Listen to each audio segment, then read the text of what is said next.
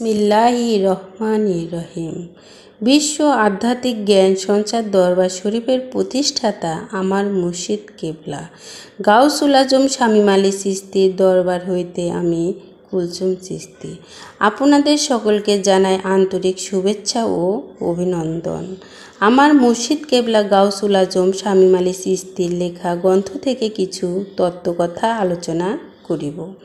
আশা করি আপনারা সবাই আমার আলোচনাটি মনোযোগ ও ধৈর্য সহকারে শুরু থেকে শেষ পর্যন্ত সম্পূর্ণ আলোচনাটি শুনিবেন। আজকে আপনাদের সামনে যে আলোচনাটি নিয়ে হাজির হলাম, এই সমস্ত ব্রহ্মাণ্ডের ভিতর এবং বাহিরে পরমাত্মা কে, বিবেক কে, এই নাম ধরিয়া কে আছে, এই নিয়ে কিছু তত্ত্বকথা আলোচনা করিব। এই সমস্ত বিশ্ব ব্রহ্মাণ্ডের বাহিরে এবং ভিতরে পরমাত্মাটি আসলে কে এবং কি? এই পরমাত্মার মধ্যে আল্লাহ এক এবং ঈসা আলাইহিস সালাম এর কাছে পরম আত্মা এবং এক এবং পরম আত্মার গুণ নিয়া ঈসা মহাশী এই জগতে প্রেরণ হইলেন, যাহাকে রূহ আল্লাহ বলা হয়। পরম আত্মাকে রূহ বলা হয়। আর পরম আত্মার নাম ধরিবার কারণ হইল পরম আত্মাই মহাত্মা এবং মহাত্মাই সকল জীবের প্রাণ, সকল সৃষ্টির প্রাণ হইয়া এবং সমস্ত জীবের মাঝে বিলীন হইয়া আছে। সকল প্রাণীর মধ্যে পরমাত্মা বিলীন আছে ঠিকই, কিন্তু জাগ্রত না।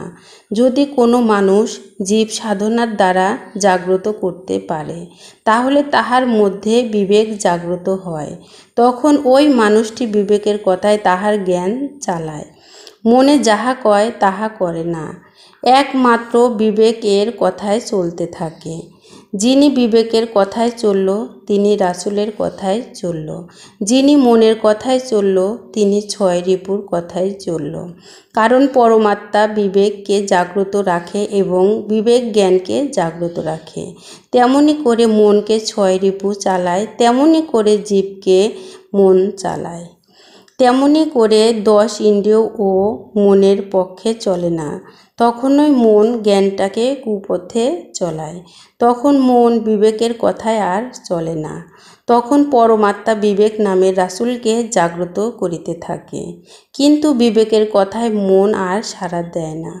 পরম আত্মা এবং বিবেক নামের রাসূলকে যখন আর মানতেছে না, তখনই একজন মুর্শিদ নামের জাহিরি রাসূলকে ধরিতে হয়। সেই মুর্শিদ নামের জাহিরি রাসূল তখন ওই মানুষটিকে সাধনা দিয়ে শিখাইয়া দিল এবং এই সাধনা করে করে 10টি ইন্দ্রিয়কে দুর্বল করিল এবং সাথে সাথে জীব দেহটাকে ও জীব আত্মাটাকেও দুর্বল হইয়া পড়িয়াছে। এখন এই মানুষটি সাধনা থামাইতেছেন না। এখন দেখা যায় ছয় রিপুর কথায় মন জীবকে নিয়ে আগাইতে পারছে না। তখনই জীব নিশক্তির দুর্বলের কারণে এখন মনের কথায় আর কাজ করতে পারে না। তখনই এই মন বিবেকের কথায় চলতে শুরু করিয়াছে। জীবও সহজ সরল পথে চলিতেছে।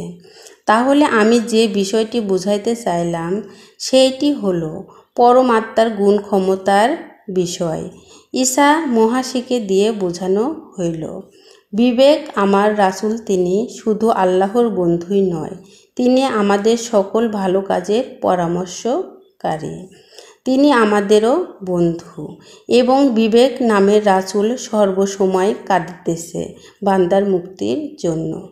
বিবেক নামের রাসূল আমার তোমার জন্য কান্দে, আমিও কান্দি, তুমিও কান্দো।